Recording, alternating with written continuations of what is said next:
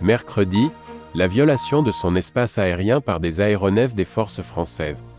Dans la lettre adressée au Conseil de sécurité des Nations Unies, le pays récuse officiellement le statut de porte-plume de la France sur toutes questions examinées par le Conseil de sécurité concernant le Mali.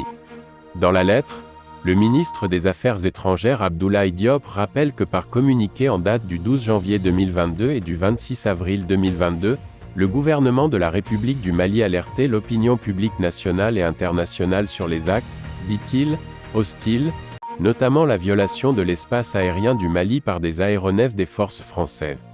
Ces alertes publiques ont été suivies, le 15 août 2022, d'une lettre par laquelle le gouvernement de la République du Mali portait plainte auprès du Conseil de sécurité pour, précise Abdoulaye Diop, actes d'agression, de violation de l'espace aérien du Mali, de subversion et de déstabilisation.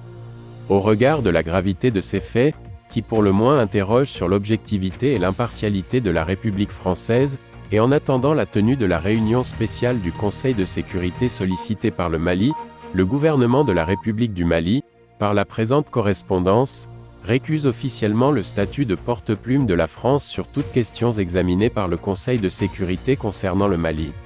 Peut-on lire dans la lettre ? Le ministre des Affaires étrangères indique que depuis l'inscription de la situation de son pays à l'agenda du Conseil de sécurité, la France a toujours porté la plume sur toutes les questions concernant le Mali devant cet auguste organe, y compris pour ce qui concerne l'initiative et le portage des projets de résolution relatifs au mandat de la MINUSMA ou au régime de sanctions concernant le Mali.